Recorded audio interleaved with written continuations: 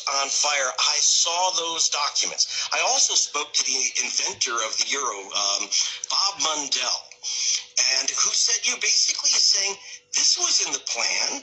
The idea was he wanted to make sure that there was a sell-off of all the government properties in Greece, etc. You have to set a fire if you're going to have a fire sale. He thought that this is the best thing that's ever happened. These guys, this was the purpose of the euro. He said he was very upset, he told me, that democracies get to kind of vote on their fiscal and monetary control. He wanted to create a mechanism, the euro, which would make elected parliaments and congresses and presidents subservient to an economic formula. And the economic formula is called the 3% rule there. There's a German word which I can't pronounce that they use.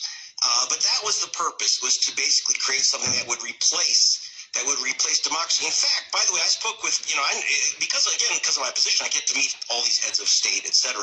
And I've met with Carlo Monti, the new prime minister of Italy, the new chief of Italy. And Monti, has not been elected. He's just a banker. That's, you don't get to choose anymore. They call him a technocrat. I mean, even The Economist says it's good to not have countries run themselves. We, the technocrats, will run it now. And as you said years ago when you got to meet, with the head of the organization, the World Trade Organization, they admitted this is how we were going to take over. But then they're the ones that sold the fraudulent debt and got the governments to sign on. They're the ones that actually have most of the debt. And so they do this Svengali judo move where they're set up as our bosses, even though they're the progenitors of it. It's insane. Yeah. Well, in fact, in the case of Greece, I call it a crime scene. In particular, the Greek government, to stay within the euro, both the so-called socialists and the so-called conservatives there, had cut a private deal with Goldman Sachs to hide their true deficits. And this is true of most of the countries, but this was particularly done with Goldman Sachs, and had to do with trading euros into yen and dollars and back. Technically, on paper, it looked like Goldman Sachs took a multi-billion-dollar loss. Well, Goldman Sachs never takes a deliberate multi-billion-dollar loss. That's nonsense. In fact, it was covered up by a secret agreement to pay them back at massive charges, with massive usurious charges. I mean, you couldn't call it anything else. Plus a $500 million fee on top of the massive interest rates that they were collecting, all done in secret.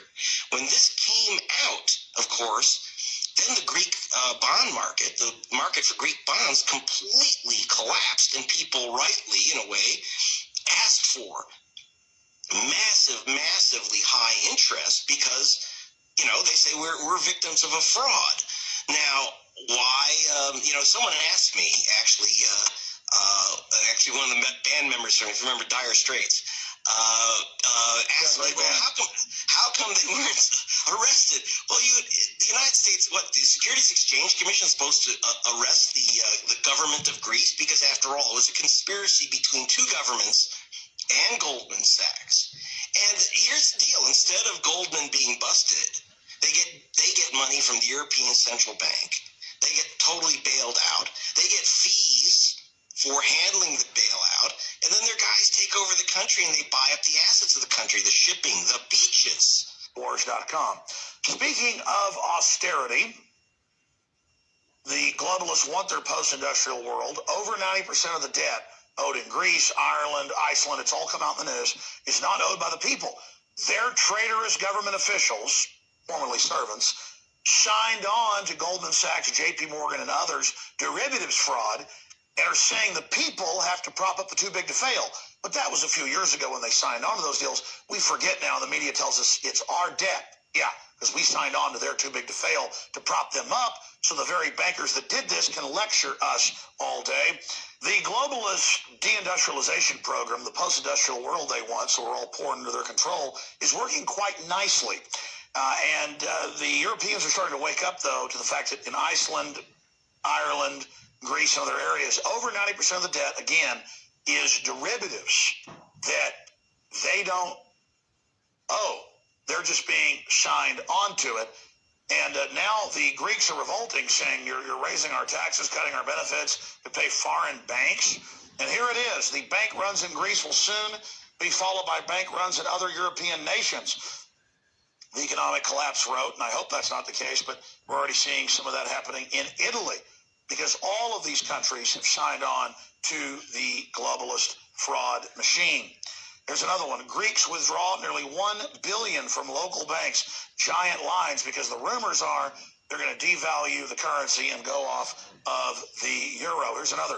Italian bank shaken as economic slump deepens. The bankers have got them just where they want them unless they wake up and say no. Here's another one on Bloomberg. Euro economy to sink as Spain, Italy re-enter recession. They never left the recession. They're in a globalist depression. Areas of Spain have got 35% unemployment. They're telling us our economy's great. Those of us living in the real world know it's not. Again, how much BS are we going to swallow?